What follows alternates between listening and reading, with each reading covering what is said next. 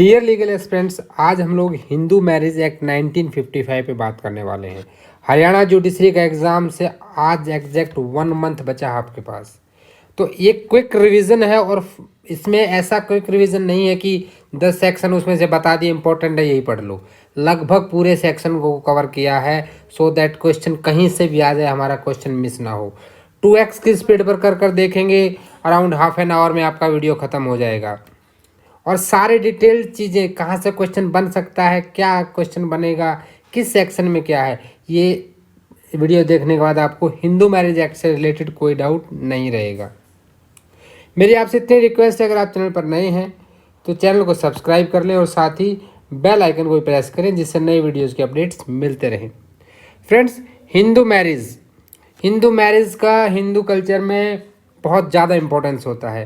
तो हिंदू मैरिज के बारे में जानेंगे कि वैलिड मैरिज किसे कहते हैं, मैरिज वॉइड कब होती है, वॉइडेबल कब होती है। तो चलते हैं अपने वीडियो के साथ आगे और समझते हैं हिंदू मैरिज एक्ट को। अपना pen, paper, highlighter, bare act तीनों चीज़ें साथ में रखें। हिंदू मैरिज एक्ट, तो आज हम हिंदू मैरिज एक्ट पे बात करने वाले हैं। एक ही वीडियो में पूरा हिंदू मैरिज एक्ट हम खत्म कर देंगे and I am damn sure कि इसमें आपको कोई डाउट नहीं रहेगा अगर आपने इसको इस तरीके से पढ़ा। तो सबसे पहले हम इसकी बात करेंगे एप्लीकेबिलिटी की, कि एप्लीकेबिलिटी कहाँ होगी। एप्लीकेबिलिटी दो तरह से होती है, एक आपकी टेरिटोरियल होती है और एक आपकी ऑन द पर्सन्स, किसके ऊपर होगी, टू ऑन हुम और ऑन विच एरिया। इसके लिए आपको पढ़ना होगा सेक्शन 1 से लेकर के 2, 4 एंड 29, क्योंकि एप्लीकेबिलिटी के साथ साथ में आप नॉन एप्लीकेबिलिटी भी पढ़ेंगे। तो एक चीज़ तो यहाँ से आपकी ये कवर हो जाएगी। दूसरा आपका यहाँ पे आ जाता है कि इम्पॉर्टेंट डेफिनेशंस। जो इम्पॉर्टेंट डेफिनेशंस हैं, ये इम्पॉर्टेंट डेफिनेशंस आपकी कहाँ पे दे रखी हैं। इम्पॉर्टेंट डेफिनेशंस आपकी दी गई हैं सेक्शन 3 के अंदर। तो यहाँ से आपके 4 और 5 सेक्शंस कवर हो गए हैं। टोटल सेक्शन की अगर हम बात कर लेते हैं तो टोटल इसके अंदर 30 सेक्शंस हैं, जिसमें सेक्शन 30 रिपील हो गया है, यानी कि हमें टोटल 29 सेक्शन ही पढ़ने हैं। अब क्योंकि ये हिंदू मैरिज एक्ट है तो हम बात करेंगे वैलिड मैरिज की। वैलिड हिंदू मैरिज किसे कहा जाएगा, और वो अगर वैलिड नहीं है तो क्या होगी, दैट मे बी वॉइड और दैट मे बी वॉइडेबल। और अगर इन शादियों से जो बच्चे पैदा होंगे उनका चाइल्ड का स्टेटस क्या होगा, चाइल्ड फ्रॉम दीज मैरिज। तो ये पूरा कॉन्सेप्ट क्लियर होगा आपका section 5, section 11, 12, 16 and read with section 17 and section 18। तो एक सेक्शन 5 को पढ़ने से इतनी सारी चीज़ें आपकी कवर हो जाती हैं। नेक्स्ट आ जाता है आपका judicial separation and restitution of conjugal rights. Restitution of conjugal rights, और इसके साथ ही पढ़ना है डाइवोर्स। इन सब चीज़ों को आप पढ़ेंगे तो आपका section 7, 8, 13, 13A, 13B, section 14 and 15, ये सारे सेक्शन यहाँ कवर हो जाते हैं इस टॉपिक के साथ। देखिए, टॉपिक वाइज बाइफरकेट करके पढ़ेंगे तो आपको ज़्यादा इजीली समझ में आएगा। मैं पढ़ा तो आप कैसे भी दूंगा एक्ट के हिसाब से, लेकिन टॉपिक वाइज पढ़ेंगे तो आपको ज़्यादा इजीली समझ में आएगा। फिर भी कौन से कोर्ट में प्रोसीडिंग होंगी, कैसे होंगी, ये सारी की सारी बातें हमें 19 से शुरू होती हैं और 21 तक जाती हैं, इंक्लूडिंग 23 आल्सो। देन 24 एंड 25 बात कर रहा है आपका मेंटेनेंस की। जो मेंटेनेंस क्या होगा, कस्टडी ऑफ चाइल्ड। अब आप चाइल्ड यहीं आ गए थे तो चाइल्ड के साथ साथ चाइल्ड की कस्टडी की भी बात कर लेंगे सेक्शन 26 में। तो इस तरह से आपका लगभग पूरा सेक्शन कवर हो जाता है कि सीपीसी किस तरह से अप्लाई होगी। अब चलते हैं अपने बेयर एक्ट की तरफ। ये मैंने सिर्फ एक बाइफरकेशन बताया कि हम पढ़ेंगे कैसे। भी आपने बात की कि हिंदू मैरिज एक्ट के अंदर आपने किस तरह से उसको टॉपिक वाइज बाइफरकेट किया है। अब सेक्शंस में देखिए, प्रिलिमिनरी में बताया गया है कि short title extent, application of act, definition, over riding effect, ये सब एप्लीकेबिलिटी में। सबसे पहले हम अपने टॉपिक पर ही चलते हैं सीधा। हमने कहा था एप्लीकेबिलिटी की बात, तो सबसे पहले ज़रूरी है यहाँ पे जानना कि ये कहाँ पे अप्लाई होगा। जो इम्पोर्टेंट डेट यहाँ पे आ जाती है आपकी, सबसे इम्पोर्टेंट डेट आपकी है 18 मई 1955, ये इसकी इनेक्टमेंट डेट है। 1955 का एक्ट नंबर 25 है। फर्स्ट सेक्शन कहता है शॉर्ट टाइटल एक्सटेंड। देखिए इसको हिंदू मैरिज एक्ट कहा जाएगा, सही बात है, नाम ही ये है। अब ये होल इंडिया पे एप्लीकेबल होता है। ये जो एक्सेप्ट यहाँ लिखा गया है इसको काट दें, इतना हिस्सा इसका क्या है, फॉरगेट अबाउट दिस। क्यों फॉरगेट करते हम? बिकॉज ऑफ J&K आपका रीऑर्गेनाइजेशन एक्ट 2019। अब जम्मू एंड कश्मीर तो रहा ही नहीं। सेक्शन 1 दो बात करता है, पहली तो टेरिटोरियल की पूरी इंडिया में लागू होता है, और दूसरी बात करता है apply to Hindus domiciled in territories. भाई ऐसा कोई हिंदू जो इंडिया में जिसका डोमिसाइल्ड है लेकिन वो कहाँ रह रहा है, वो रह रहा है अमेरिका में, जॉब कर रहा है सिलिकॉन वैली में, तो उसके ऊपर भी लागू होगा। दो तरह की चीज़ें, टेरिटरी है, देखिए अगर वो इंडियन टेरिटरी में डोमिसाइल्ड है और रहता है बाहर, कोई ऐसा इंडियन जो डोमिसाइल्ड है इंडिया में और रहता कहीं आउटसाइड इंडिया है, तो उसके ऊपर भी हिंदू लॉ एप्लीकेबल होगा। दूसरी चीज़ आ जाती है एप्लीकेशन ऑफ एक्ट, यानी कि ये बात करेगा आपसे हु इज़ हिंदू, हिंदू कौन है, इसके बारे में ये एक्ट बात करने वाला है। तो हिंदू कौन होगा? देखिए पूरे हिंदू लॉ को अगर आप पढ़ेंगे तो ये चीज़ें सब जगह लागू हो जाएंगी आपकी। This act applies to any person, यहाँ पर्सन की बात कर रहा है ये, who is Hindu by religion, any of its form और डेवलपमेंट। भाई जो हिंदू है, हिंदू धर्म में, हिंदू समाज में, सनातन धर्म में बहुत सारी ब्रांचेज हैं, जिसमें कि जैसे वीर शैव, वीर शैव जो आपका है ये आपकी साउथ की एक धर्म है जहाँ पे शिव के भगत होते हैं। लिंगायत, लिंगायत इसका मेन संप्रदाय लिंगायत है साउथ इंडिया का, और उसी का एक उप संप्रदाय निकल कर आता है उसमें से, जिसको हम कहते हैं आपका वीर शैव। वीर शैव भगवान शिव के भगत माने जाते हैं। और जो आपका ये लिंगायत है इसकी स्थापना जो की गई थी, ये की थी महर्षि बसवण्णा ने, 12वीं शताब्दी में की थी। 12th सेंचुरी में लिंगायत की स्थापना हुई थी। फॉलोअर ऑफ ब्रह्म समाज, ब्रह्म समाज कौन है? ब्रह्म राजा राम मोहन रॉय। 28 अगस्त, ये भी साथ साथ नोट कर लें, जीके के क्वेश्चन हैं आपके काम आएंगे। 1828 को कहाँ पे? कलकत्ता में, ठीक है, कलकत्ता में ये इसकी स्थापना की थी राजा राम मोहन राय ने। प्रार्थना समाज, प्रार्थना समाज मुंबई में दो भाई थे जिनको पांडुरंगा ब्रदर्स कहा जाता था, दादाबा पांडुरंगा एंड आत्माराम पांडुरंगा, इन दोनों ने मिलके प्रार्थना समाज की स्थापना की थी 1863 में। कहाँ पे की थी? मुंबई में की थी। आर्य समाज, इसके बारे में आप सभी जानते ही हैं, महान श्री महर्षि दयानंद सरस्वती जी ने की थी 10 अप्रैल 1875 को, ये भी मुंबई में हुई थी। तो इनके जितने भी फॉलोअर हैं, चाहे वो लिंगायत समाज के हैं, लिंगायत समाज से फिर निकला वीर शैव समाज, ब्रह्म समाज के हैं, प्रार्थना समाज या आर्य समाज, और जो हिंदू रिलीजन फॉलो करते हैं वो सब हिंदू हैं। कोई भी जो बुद्धिस्ट हैं, जैन हैं, सिख हैं, ये भी हिंदू की कैटेगरी में आते हैं एज पर हिंदू लोग।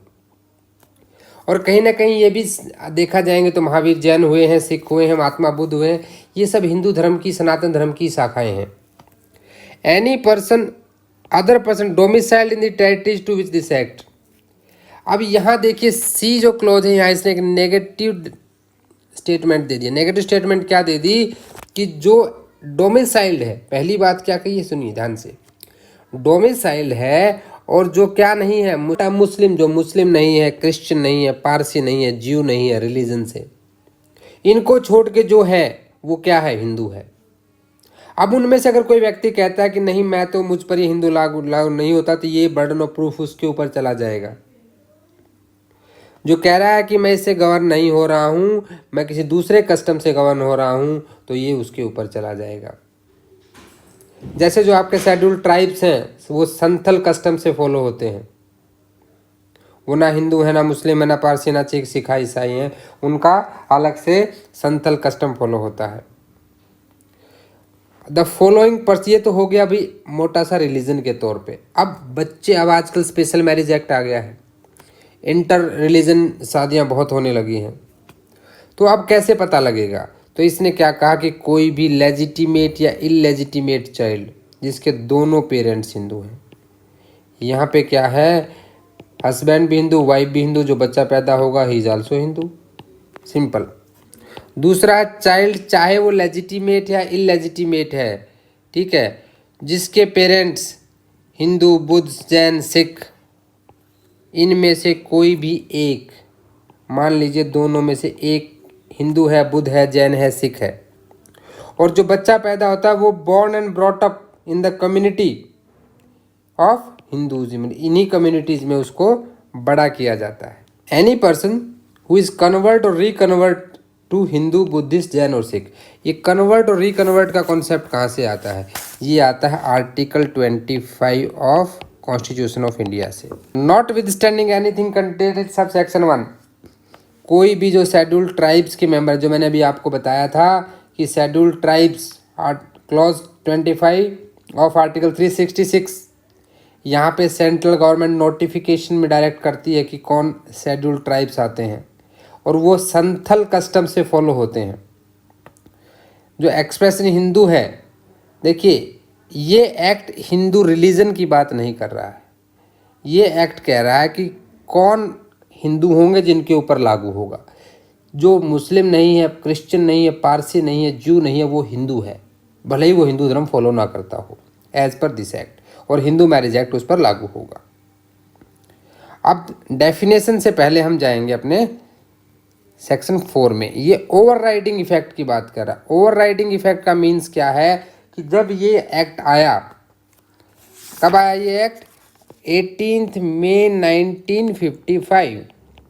उससे पहले अगर कोई भी कस्टमरी लॉ थे, कोई यूसेज थे, कोई कस्टम्स थे, कोई ऐसा लॉ बना हुआ था, तो वो भैया अब ख़त्म हो गए। अब उन सबको ओवरराइड कर देगा, क्या ओवरराइड कर देगा? Hindu marriage act 1955। ये इतनी बात कह रहा बस। बाकी सारे के सारे shall cease to have effect जो इनकंसिस्टेंट है, इसके साथ कोई कंसिस्टेंट है तो ठीक है, यही चलेगा, बाकी नहीं चलेगा, बस इतना याद रखिए। अब इसके साथ साथ आपको करना है सेक्शन 29, जो इसकी नॉन एप्लीकेबिलिटी की बात कर रहा है। देखिए हम 1, 2 फिर सीधे 4, अब 29 पे आ गए हैं। 29 क्या कह रहा है कि कोई भी मैरिज जो हिंदूज के बीच में before commencement of this act हुई है, ठीक है, तो उसको इनवैलिड नहीं माना जाएगा, चाहे वो भले ही इसके कस्टम जो रूल्स हैं उनके खिलाफ हो, एक्ट के सेक्शंस के अगेंस्ट में हो, उन पर ये लागू नहीं होगा। पहली बात ये याद रखिए। दूसरा क्या है कि nothing contained in this act shall be deem to affect any right recognised by custom conferred by any special enactment. मान लीजिए अभी इससे पहले अगर उनकी शादी को क्या किया गया है, बिफोर और after commencement of this act कोई कस्टम है, उनको कुछ आपको डिसोल्यूशन ऑफ मैरिज में मान लीजिए कहीं पे कोई कस्टम फॉलो हो रहा है, तो उस पर इफेक्ट नहीं डालेगा। Nothing contained in this act shall affect any proceeding under any law for time being in force declared any marriage null and void for annulling और dissolving any marriage for judicial separation pending at the commencement of this act. 18 मई 1955 को अगर कोई भी proceeding वहाँ pending थी, चाहे वो जुडिशियल सेपरेशन की है, डाइवोर्स की है, मैरिज की वैलिडिटी को लेकर है, उस पर ये इफेक्ट नहीं डालेगा। और जो स्पेशल मैरिज एक्ट बन गया है अभी, जहाँ inter religion inter caste marriage होने लगी हैं, तो उनके ऊपर भी ये कोई इफेक्ट नहीं डालेगा। सेक्शन 30 यहाँ रिपील हो गया था। तो इस तरह से आपने समझ लिया एप्लीकेबिलिटी और नॉन एप्लीकेबिलिटी के बारे में। अब एक बार डेफिनेशन को समझना जरूरी है। डेफिनेशन आपकी इंपॉर्टेंट है, नो डाउट। देखिए डेफिनेशन क्या कहती हैं। इन this act unless context otherwise required, क्या क्या बताया गया? सबसे पहले कस्टम और यूसेज है। देखिए कस्टम और यूसेज की दो चीजें हैं जहाँ से क्वेश्चन पूछ सकता है आपसे। कस्टम और यूसेज होते हैं जो रूल हैं, जो पहले से ऐसे कुछ नियम कानून चले आ रहे हैं, जो कंटिन्यूअस हैं और यूनिफॉर्मली ऑब्जर्व्ड है। कंटिन्यू होने चाहिए, यूनिफॉर्म। स्टेटमेंट बेस्ड क्वेश्चन देता है यहाँ से कई बार। कंटिन्यू एंड यूनिफॉर्मली जो रूल ऑब्जर्व हो रहे हैं फ्रॉम अ लॉन्ग टाइम, वो आपके, अगर आपकी फैमिली में कभी भी किसी ने एक बार उस रूल को डिसकंटिन्यू कर दिया है तो वो कस्टम को आप कस्टम नहीं कह सकते। फिर दूसरा क्या है कि ये सर्टेन होना चाहिए और अनरीजनेबल नहीं होना चाहिए और पब्लिक पॉलिसी को अपोज नहीं करना चाहिए। दिस इज मोस्ट, ये क्वेश्चन पहले पूछा जा चुका स्टेटमेंट बेस्ड एमसीक्यू। दूसरा प्रोवाइजो कहता है कि the case of rule applicable only to a family it has not been discontinued by family. जैसे मैंने आपको बताया, डिसकंटिन्यू कर दिया आपकी फैमिली ने, फिर नहीं लागू होगा। ये आपका कस्टमर यूसेज है। इसके दोनों प्रोवाइजो से पहले क्वेश्चन पूछे जा चुके हैं। डिस्ट्रिक्ट कोर्ट का मतलब क्या है कि भाई कोई भी ऐसा city civil court, the court at which other area of principal civil court original jurisdiction. भाई डिस्ट्रिक्ट में जो डिस्ट्रिक्ट कोर्ट होगा, आजकल तो फैमिली कोर्ट में जाते हैं सारे केसेस, ये स्टेट गवर्नमेंट डिसाइड करती है अपने ऑफिशियल गैजेट में कि ये जो एरिया होगा ये डिस्ट्रिक्ट कोर्ट होगा, इसका जुरिडिक्शन इतना होगा। Now the most important, full blood, half blood and uterine blood. भाई जो फुल ब्लड क्या है, जो जिसके माँ बाप सेम हों, एक ही हस्बैंड और वाइफ के दो बच्चे हैं, they are related with full blood. अब हुआ क्या कि ये अलग हो गए और यहाँ पे पहला लड़का इससे है, दूसरा लड़का इससे है, जिनके फादर तो सेम हैं पर मदर अलग हैं, उनको हाफ ब्लड कहा जाता है। जहाँ पे वाइफ डिफरेंट होती हैं और हस्बैंड सेम होते हैं। मान लीजिए इन्होंने पहले एक शादी की, एक लड़का था, ठीक है, ये लड़का था, फिर इन्होंने दूसरी शादी कर ली, दूसरी शादी के बाद ये लड़का आ गया, तो हस्बैंड तो सेम है ना, वाइफ पहले ये थी फिर ये होगी, तो ये दोनों का जो रिलेशन होगा वो हाफ ब्लड होगा। यूट्राइन ब्लड अपोजिट होता है जब कोई एक महिला है जहाँ पे मदर सेम होती है बट फादर अलग होता है, उसको यूट्राइन ब्लड बोलते हैं। यानी कि जहाँ पर कोई लेडी दूसरी शादी कर लेती है, उसका पहले से कोई बच्चा है, दूसरी शादी करने के बाद फिर एक बच्चा हो जाता है, तो दोनों बच्चों का रिलेशन जो होगा यूट्राइन ब्लड होगा। Full blood, half blood, uterine blood, तीनों इंपॉर्टेंट डेफिनेशंस हैं। प्रेस्क्राइब्ड, प्रेस्क्राइब्ड का मतलब होता है कोई भी rule which is defined under this. अब आता है स्पिंड रिलेशन। स्पिंड रिलेशन और डिग्री ऑफ प्रोबेबिलिटी रिलेशनशिप, ये दोनों भी इंपॉर्टेंट है। स्पिंड रिलेशन को देखिए कैसे समझना है। किसी भी एक इंडिविजुअल को जिससे ये काउंट करना है, मान लीजिए दिस इज द पर्सन जिसका हमें काउंट करना है, स्पिंड रिलेशन कौन कौन होंगे। इसके फादर की साइड में इसके फादर, फादर के फादर, उनके फादर और उनके father, father, grandfather, great grandfather और ग्रेट ग्रेट ग्रेट ग्रैंडफादर। यानी कि 1 2 3 4 and 5 from the father side, and mother side 1 2 and total was 1 2 and 3। Spinned relation उसको बोला जाता है जो कि third generation inclusive in the line of accent through the mother. Mother की तरफ से 3 जनरेशन जहाँ ये भी इंक्लूड होंगे, ठीक है, उसको माना जाएगा। और फादर की तरफ 1 2 3 4 5 जनरेशन जिसमें ये भी इंक्लूड है, 1 2 3 4 5। तो ये इसको स्पिंड रिलेशन बोला जाता है। और कभी भी स्पिंड रिलेशन में शादी नहीं हो सकती, यानी कि इनके लीनियर असेंडेंट या जो भी डिसेंडेंट रहेंगे वो शादी नहीं कर सकते आपस में। वो क्या है, प्रोहिबिटेड मैरिज है। तो इसको इतना याद रखिए कि 5th inclusive in the line of accent through the father and 3rd generation inclusive in the line of accent through the mother. माँ की तरफ खुद को मिला के 3, फादर की तरफ खुद को मिला के 5। अब आता है degree of probability relation. Degree of probability relation क्या होता है? अब डिग्री ऑफ प्रोबेबिलिटी रिलेशन है भाई कुछ ऐसे रिश्ते जिनको आप शुरू से देखिए, हिंदू लॉ को पढ़ना है तो आपने चारों अपने कस्टम में जो भी सब चीज़ें देखी हैं भाई, या तो 2 लोग किस में क्या हैं, इसका मैं एक चार्ट बना देता हूँ।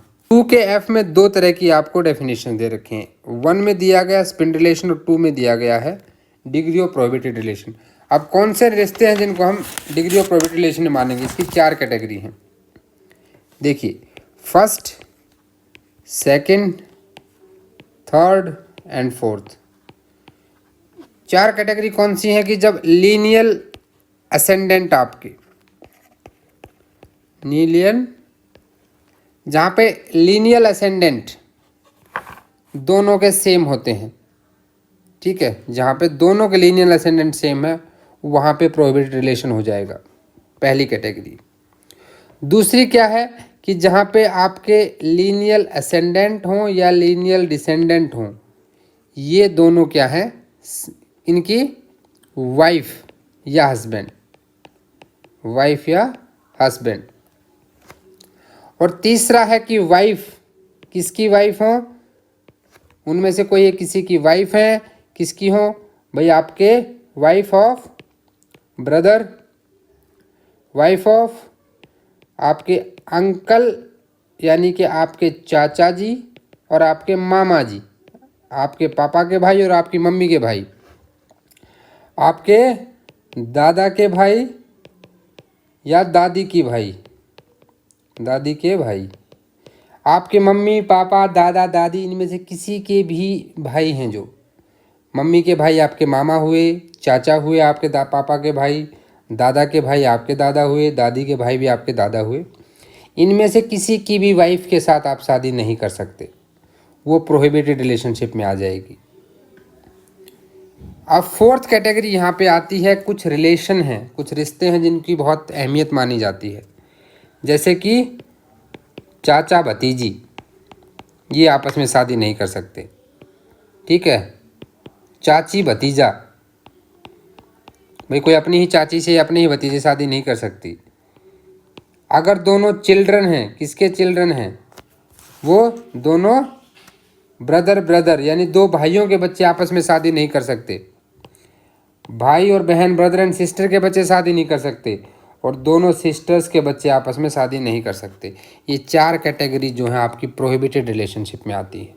अब इन रिलेशनशिप्स के ऊपर चाहे वो 2K FK 1 में आपका स्पिन रिलेशन हो या वो आपके प्रोहिबिटेड रिलेशनशिप हो, इसमें जो रिलेशन में कहा कि इनके बच्चे, तो वो बच्चे अभी चाहे लेजिटिमेट हो या इलेजिटिमेट हो, चाहे वो हाफ ब्लड से कनेक्टेड हो, फुल ब्लड से आपस में कनेक्टेड हो या यूट्राइन ब्लड से कनेक्टेड हो, सबके ऊपर ये लागू होंगे स्पिन रिलेशन और प्रोहिबिटेड रिलेशनशिप।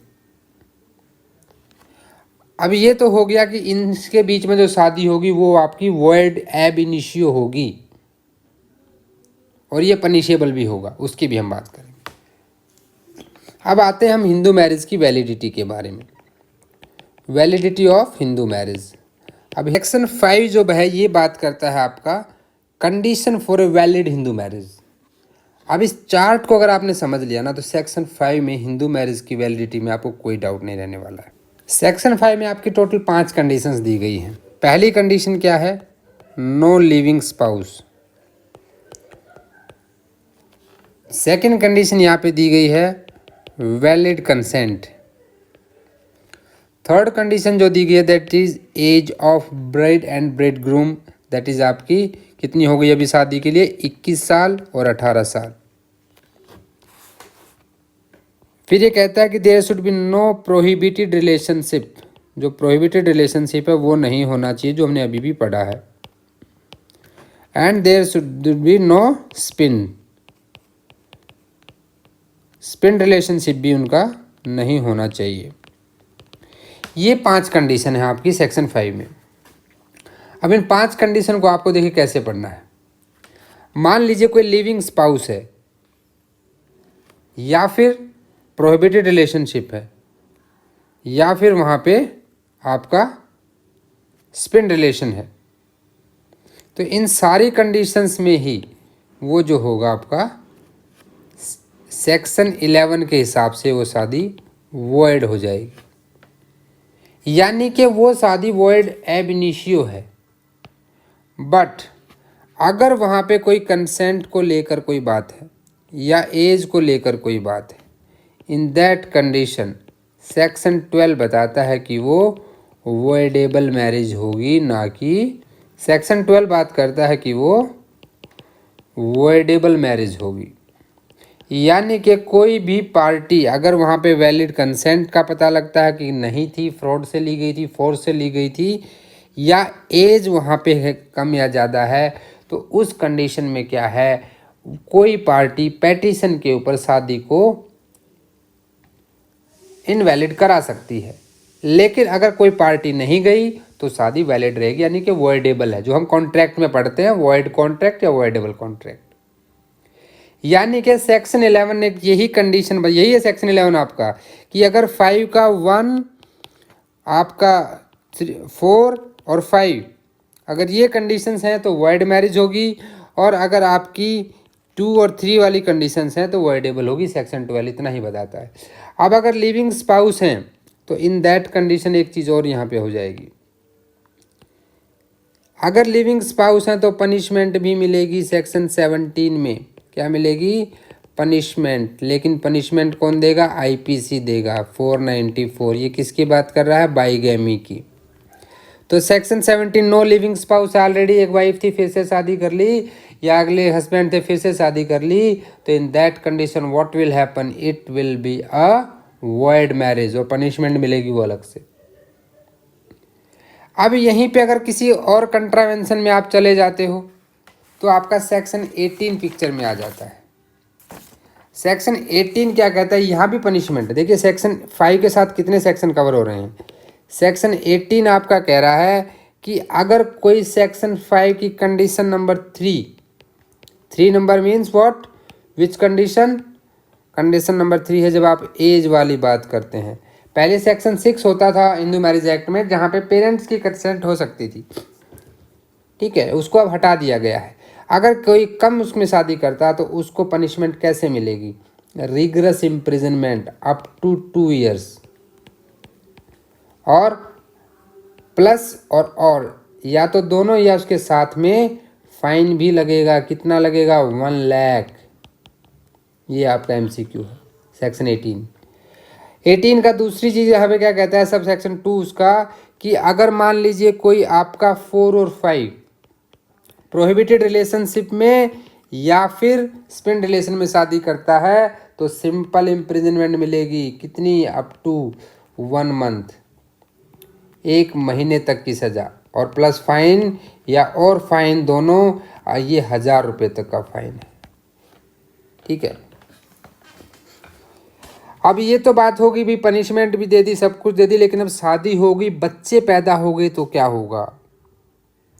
अगर बच्चे पैदा हो गए तो क्या होगा? तो सेक्शन 16 आ गया जो बात करेगा कि अगर किसी वॉइड या वॉइडेबल मैरिज जिसको वॉइड करा दिया गया है उससे कोई बच्चा पैदा होता है, तो आफ्टर जो 1976 का अमेंडमेंट हुआ था हिंदू मैरिज एक्ट में, तो चाइल्ड जो होगा वो आपका वैलिड माना जाएगा, लेजिटिमेट माना जाएगा। That child will be legitimate. लेकिन सेक्शन 16 में एक चीज़ और बता दूं आपको यहीं पे, कि ये सिर्फ उस केसेस में है जहाँ पे शादी हुई हो, बाद में वॉइड हो गई अलग बात है। लेकिन जैसे आजकल ट्रेंड चलता है, लोग लिविंग इन रिलेशनशिप में रहते हैं और बच्चे पैदा हो जाते हैं बिना किसी शादी के, तो सेक्शन 16 का बेनिफिट हिंदू मैरिज एक्ट में उन बच्चों को नहीं मिल सकता, दो चाइल्ड विल बी इलेजिटिमेट। ये सुप्रीम कोर्ट ने कह दिया था। तो बच्चों को लेजिटिमेसी के लिए सबसे पहले जो प्राइम रिक्वायरमेंट है, कंडीशन प्रेसिडेंट है, वो है मैरिज। लेकिन अगर शादी हो गई, बच्चा है, तो भैया उस टाइम पे उसको लेजिटिमेट माना जाएगा, चाहे बाद में शादी वॉइड हो या फिर शादी आपकी वैलिड रहे, तो बच्चा लेजिटिमेट रहेगा। और जो प्रॉपर्टी में है तो वो अपने पेरेंट्स की तो प्रॉपर्टी रहेगी, लेकिन ये सेक्शन बिल्कुल नहीं कहता है कि वो को पार्टनर भी बनेंगे प्रॉपर्टी में, नहीं। तो सेक्शन 5 के साथ देखो आपने कितने सारे सेक्शन कवर कर लिए हैं। अब आते हैं हम अपने आगे सेक्शन 7 और 8 पे। अभी आपने देखिए सेक्शन 5 के साथ में सेक्शन 11, 12, 16, 17 कितने सारे सेक्शन कवर कर लिए हमने। अभी आते हैं, ये सेक्शन 5 ने तो कंडीशंस बता दी, 6 को ओमिट कर दिया गया था, ठीक है, जो child marriage restraint amendment act 1978 उसमें इसको ओमिट कर दिया गया था। यहाँ पे क्या है कि अब 7 बात करेगा आपकी हिंदू मैरिज की सेरेमनीज की। देखिए मान लीजिए कोई एक हरियाणा से लड़का है और गुजरात की लड़की है, और हरियाणा का लड़का क्या है, गुजरात की लड़की से शादी कर रहा है, तो चाहे हरियाणा वाले के हिसाब से, चाहे तो हरियाणा के जो रीति रिवाज हैं वैसे, या गुजरात के रीति रिवाज, किसी भी एक पार्टनर के रीति रिवाज से हिंदू कस्टम से अगर शादी हो जाती है तो वो शादी वैलिड है। दूसरी चीज़ कहता है कि जैसे sacred fire when you take saptapadi, सप्तपदी बोलते हैं 7 फेरों को, पवित्र अग्नि के चारों तरफ जब 7 फेरे ले लिए जाते हैं और जैसे ही 7वां फेरा पूरा होता है, the marriage become complete and binding when 7th step is taken, तो आपकी शादी कंप्लीट मानी जाएगी। 8 कहता है रजिस्ट्रेशन ऑफ हिंदू मैरिज। देखिए रजिस्ट्रेशन से क्या है कि स्टेट गवर्नमेंट डिसाइड करती है कि भाई ये कंपलसरी है कि नहीं है। एक मैरिज रजिस्ट्रार ऑफिस रहता है जहाँ पे आप जाइए, रजिस्ट्रेशन कराइए। यहाँ पे अगर आपकी शादी रजिस्टर्ड है तो वो कोर्ट में एक प्रूफ के तौर पे मैरिज रजिस्टर को लिया जा सकता है, एविडेंस के तौर पे एडमिशिबल है। सेकेंडरी एविडेंस में वो लिया जाता है क्योंकि मैरिज रजिस्टर कर नहीं जाता, उसकी कॉपी जाती है।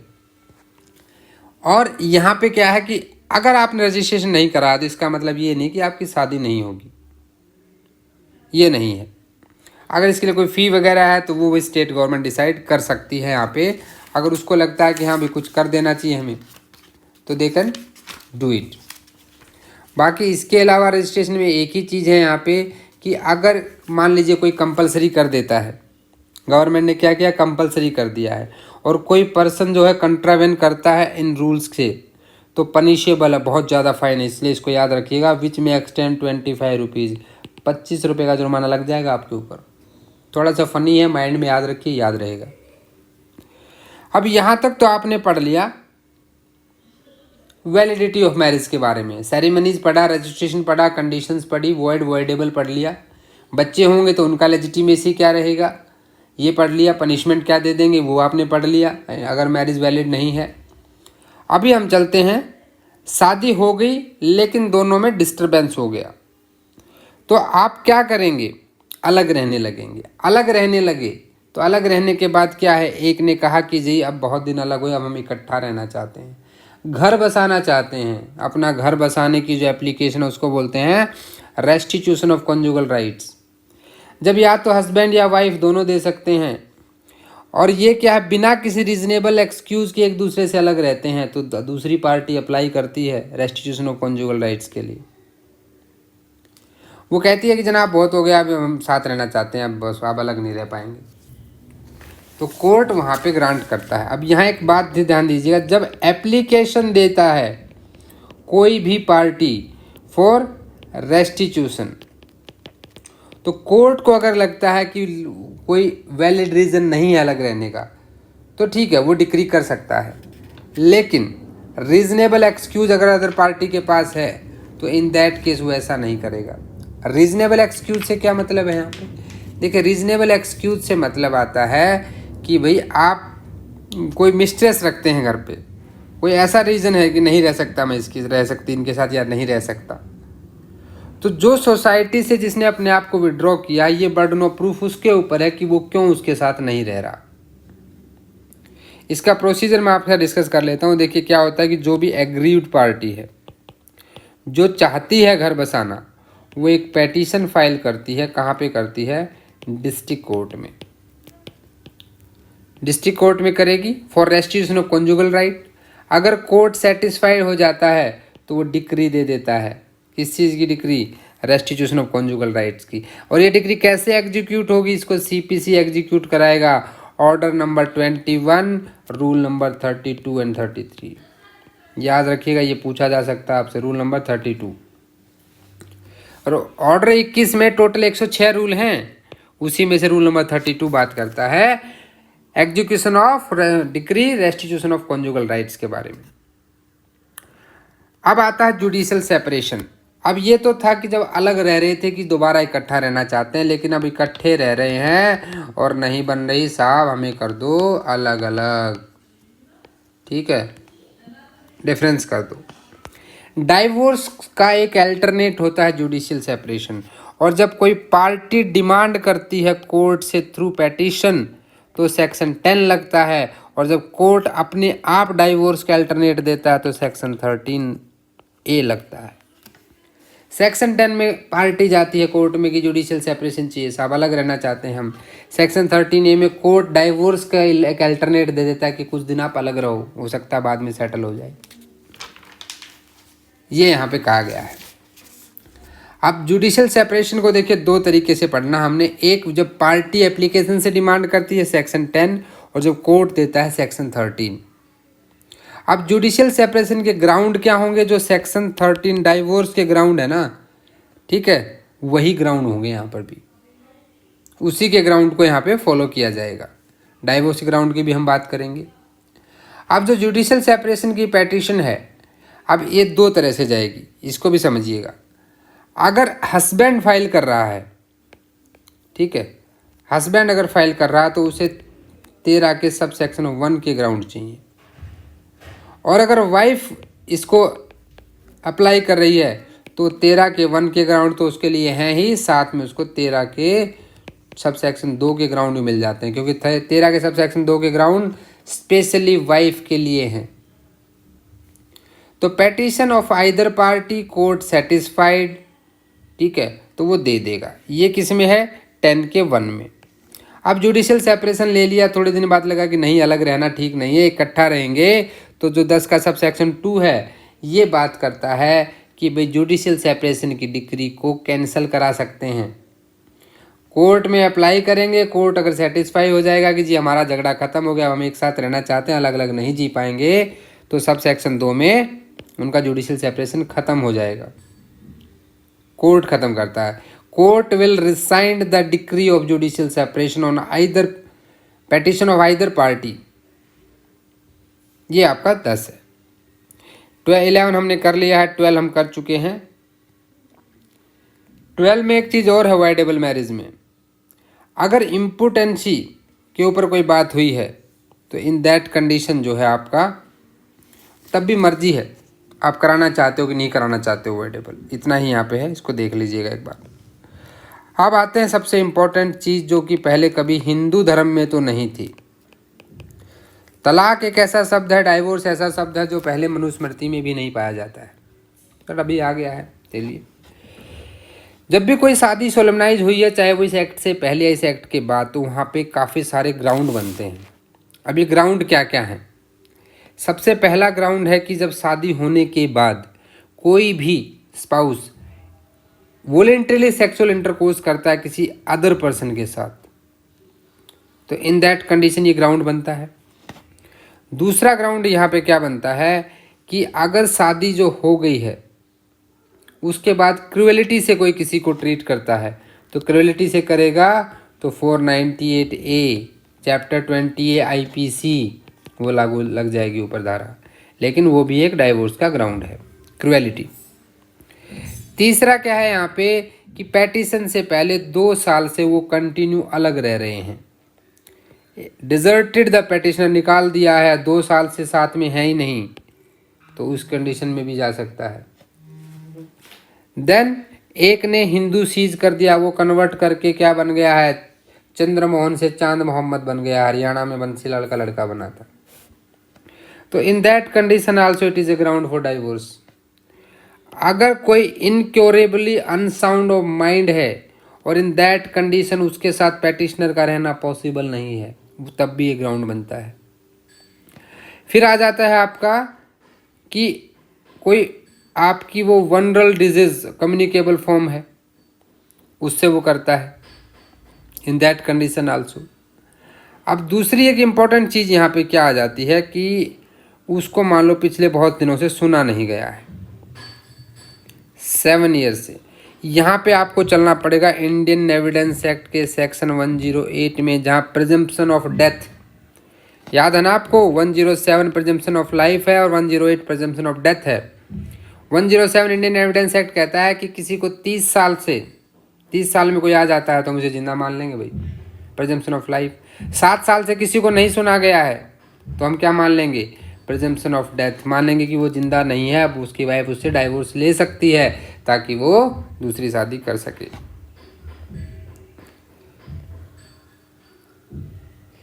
तो ये सारी की सारी चीज़ें हैं। और एक और चीज़, अगर कोई रिनाउंस कर दे वर्ल्ड को, वो तो छूट ही गया भाई। अगर कोई वर्ल्ड को रिनाउंस कर दे तो in that condition also bare act पुराना हो सकता है जो आपके सामने, आप अपना नया बेयर एक्ट रखें हमेशा, क्योंकि कुछ ना कुछ अमेंडमेंट आती रहती हैं। 2019 में भी अमेंडमेंट्स आई हैं। तो ये क्या है, ये जो आपने अभी 13 के 1 में पढ़े, ये ग्राउंड जुडिशियल सेपरेशन के भी हैं, सेक्शन 10 के भी हैं। जब हस्बैंड के लिए तो यही ग्राउंड है, बस हस्बैंड के लिए तो ग्राउंड ये हैं। अब जो दो हैं यहाँ पे सब सेक्शन 2, ये सिर्फ वाइफ के लिए है। लेकिन यहीं पे एक और एक्ट इंसर्ट कर दिया गया था 1A। 1A क्या कहता है कि either party to marriage whether solemnise before और after this act. But dissolution of marriage कब कर सकता है, जब वो 1 साल से, 1A है आपके उसमें होगा नए बेयर एक्ट में। अब ये कहता है कि मान लो दोनों के बीच में 1 साल से बीच में कोहैबिट नहीं हुए हैं, और जो जुडिशियल सेपरेशन की डिग्री है वो उन दोनों में आ रखी है। 1 साल से जुडिशियल सेपरेशन चल रहा था, दोनों के बीच में कभी कोहैबिटेशन नहीं हुआ, they can apply for divorce. या फिर पिछले 1 साल से उनके बीच में कोई भी रेस्टिट्यूशन ऑफ कॉन्जुगल राइट नहीं हुआ है, 1 साल या उससे ज़्यादा में। ये 2 ग्राउंड याद रखिएगा, जुडिशियल सेपरेशन का और आपका रेस्टिट्यूशन ऑफ कॉन्जुगल राइट्स का। इन दोनों ही केसेस में अगर 1 साल तक का गैप है दोनों में, तो किस टाइम पे वो डाइवोर्स के लिए अप्लाई कर सकते हैं। 1964 में ऐड किया गया था ये। अब आते हैं सब सेक्शन 2।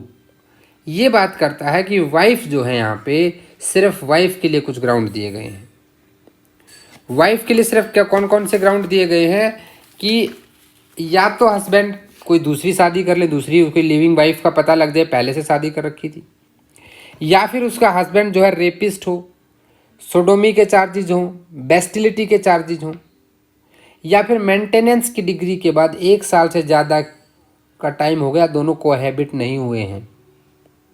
और एक माइनर गर्ल के लिए यहाँ पे है कि 15 साल की उम्र से पहले शादी हुई तो 18 से पहले वो जब भी चाहे इसमें अपनी शादी को इनवैलिड करा सकती है, डाइवोर्स के लिए फाइल कर सकती है। अब ये तो था आपका डाइवोर्स के ग्राउंड। अब आता है 13A judicial separation treat with section 10, जहां पे कोर्ट दे देता है। अब B कहता है डाइवोर्स बाय म्यूचुअल कंसेंट। देखिए डाइवोर्स बाय म्यूचुअल कंसेंट में जो इंपॉर्टेंट है वो है आपकी टाइम लिमिट, कि कितना टाइम होना चाहिए।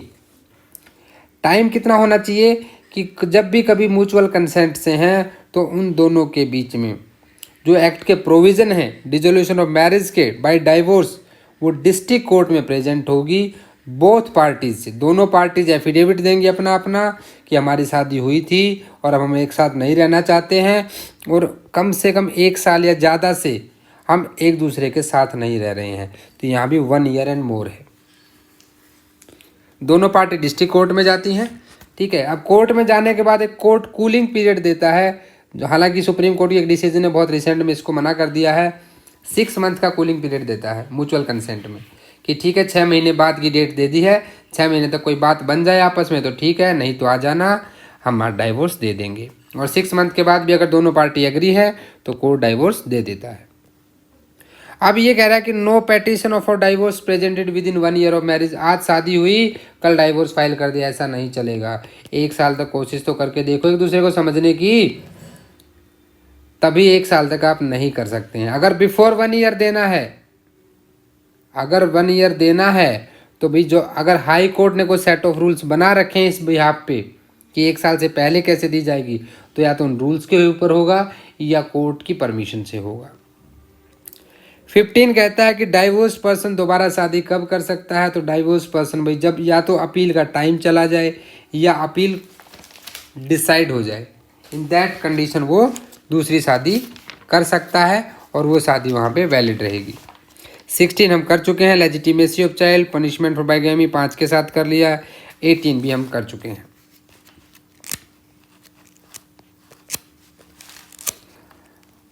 अभी यहाँ तक तो आपने देखा कि भी शादी वैलिड कैसे होगी मैरिज, और शादी में डाइवोर्स कैसे होगा। अब आते हैं कि भी ठीक है ये सब तो सही है, लेकिन हम कहाँ से इसको करेंगे। भाई ये कह रहा है कि every petition under such shall be presented in district court. District court में जाएगी, हालांकि आजकल फैमिली कोर्ट में जाती है। अब कौन से डिस्ट्रिक्ट कोर्ट में? या तो जहाँ पे शादी हुई थी, यहाँ respondent eight the time of presentation petition, जहाँ पे रेस्पोंडेंट रहता है, पेटिशनर नहीं, और पार्टीज टू मैरिज एक साथ रहती थी दोनों, हस्बैंड वाइफ, या अगर वाइफ पेटिशनर है तो जहाँ पे वो रह रही हैं एट द टाइम ऑफ, यानी वाइफ को ही, भाई वाइफ जहाँ चाहे वो करेगी, जहाँ वो रहती हैं, जहाँ हस्बैंड वाइफ साथ रहते थे, या पेटिशनर जहाँ पे दोनों की शादी हुई है। Petitioner is residing at the time of the presentation of petition in case where the respondent is at that time residing outside the territory, यानी भाई कोई फॉरेन में रहता हो उस कंडीशन में, या जिसको 7 साल तक सुना ही ना गया हो, सेक्शन 108 इंडियन एविडेंस एक्ट, उस कंडीशन में जहाँ पेटिशनर रहता है। तो 19 बताता है where to file the case, case कहाँ फाइल करना है, इतनी सी बात यहाँ पे ये कह रहा है। और यहाँ पे आपको बता दूं कि ये सीपीसी से गवर्न होता है पूरा, ये बात भी हम अभी आगे पढ़ेंगे। 20 कहता है कि जब आपने ऑर्डर 6 में प्लीडिंग्स जनरली आप पढ़ते हो, तो जितनी भी भाई वहाँ पे प्लीडिंग्स दोगे वो वेरिफिकेशन चाहिए, कंटेंट उसके वेरीफाई करने पड़ेंगे नीचे। वेरीफाइड के द्वारा, पेटिशनर के द्वारा, या फिर कोई दूसरा competent person required by law, verification of plaint and it may be hearing. CPC का बिल्कुल ऑर्डर 6 लगता है यहाँ पे। अब 21 भी एक तरह से एप्लीकेबिलिटी की बात कर रहा है, ये कह रहा है कि इसके ऊपर सीपीसी 1908 अप्लाई होगी, सिविल केसेस में होगी, सिविल केस अप्लाई होंगे, उसका पूरा प्रोसीजर फॉलो होगा। जैसे हमने कहा सेक्शन 10 की जो है ऑर्डर 21 रूल 32 से एग्जीक्यूट होती है, section 9 sorry, restitution of conjugal rights की। अब 21 ये कहता है power to transfer the petition, power to transfer the petition. 21 A इतना बता रहा है आपको कि यहाँ पे कंपिटेंट जो डिस्ट्रिक्ट जज है वो कहीं भी उसको ट्रांसफ़र कर सकता है। मान लो एक पार्टी ने एप्लीकेशन यहाँ लगा दी, भाई हस्बैंड ने यहाँ लगा दी, वाइफ ने यहाँ, जब लड़ाई होती है दोनों केस करते हैं ना। अब वाइफ का केस यहाँ लग गया इस डिस्ट्रिक्ट में D1 में, और इसका लग गया D2 में हस्बैंड का, तो यहाँ पे आपस में किस तरह ट्रांसफ़र होगा, ये सेक्शन 21A बात करता है। 21A को 1976 के अमेंडमेंट में जोड़ा गया था। अब ये कहता है कि अगर पेटिशन है किसी डिस्ट्रिक्ट कोर्ट में प्रेजेंट की जिसका जुरिडिक्शन है, ठीक है, जो डिक्री ऑफ जुडिशियल सेपरेशन चाहता है या डिक्री ऑफ डाइवोर्स चाहता है, उसके ऊपर लागू होगा। दूसरा में कोई भी ऐसी पेटिशन जो यहाँ पे प्रेजेंट की गई हैं, तो petition shall be dealt with the specified in subsection 2।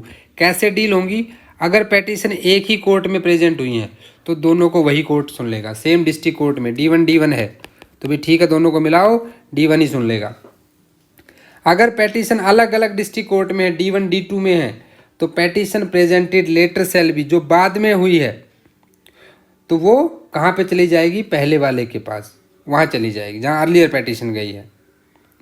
और यहाँ पे क्या है कि सब सेक्शन 2 जो है उसका क्लॉज B जो हमने अभी कहा, ये क्या है, द केस में कंपिटेंट अंडर जो आपके सीपीसी में है, सीपीसी में याद होगा 22 से लेकर के 25 तक ट्रांसफ़र ऑफ सूट की बात की गई है।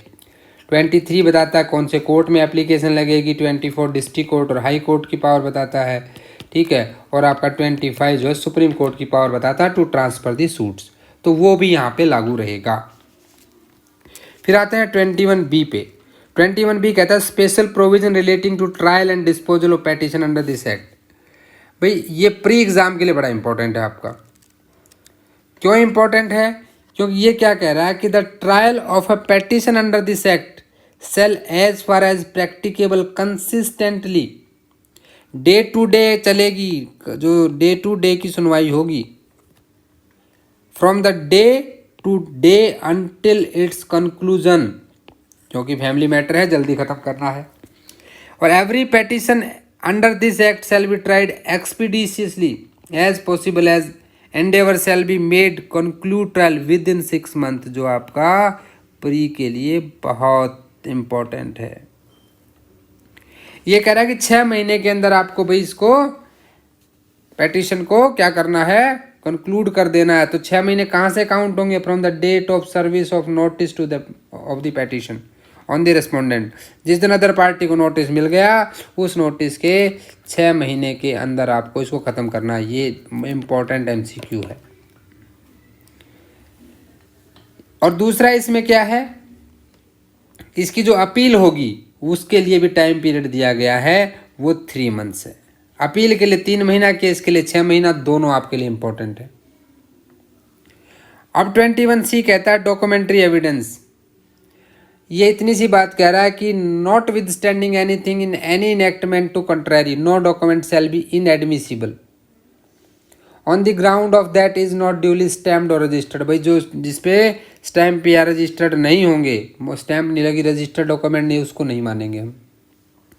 22 कैमरा प्रोसीडिंग की बात करता है। कैमरा प्रोसीडिंग होती है प्रोसीडिंग इन प्राइवेसी।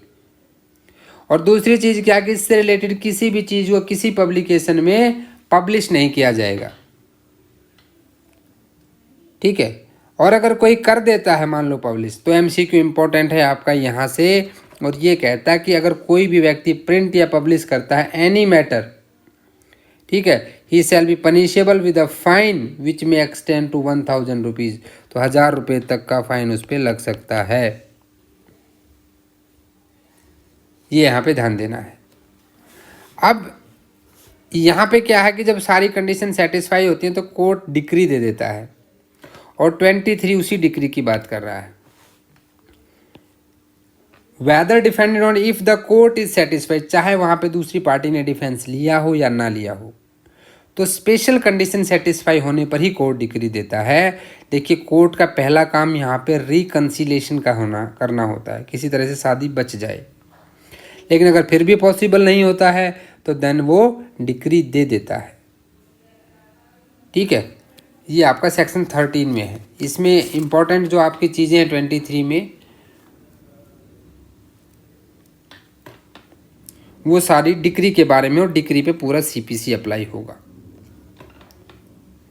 अब आते हैं 23A में। 23A जो बात करता है, ये आपको कह रहा है कि relief for the respondent in divorce and other proceeding, कि प्रोसीडिंग में डाइवोर्स या जुडिशियल सेपरेशन की जो भी आपकी प्रोसीडिंग्स हैं, या रेस्टिट्यूशन ऑफ कॉन्जुगल राइट, 3 तरह की प्रोसीडिंग आपने पढ़ी हैं। तो ये क्या है कि respondent may not only oppose the relief, वो सिर्फ रिलीफ नहीं मांग सकता, वो क्या अपोज नहीं कर सकता, वो पेटिशनर्स की अडल्टी क्रुएल्टी डिजर्शन, वो काउंटर क्लेम भी कर सकता है किसी रिलीफ के लिए। यानी कि एक तरफा मामला नहीं होगा, दोनों तरफ से बात चलेगी।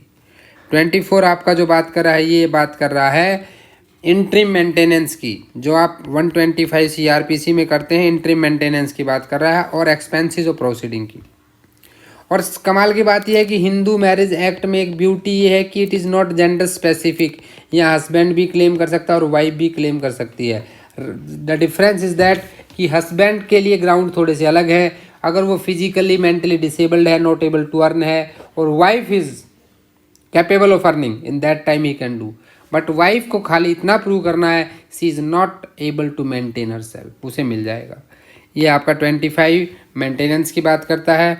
26 कस्टडी ऑफ चिल्ड्रन है। 26 आपका इंपॉर्टेंट है, custody of children, index based काफ़ी से पूछा जा सकता है।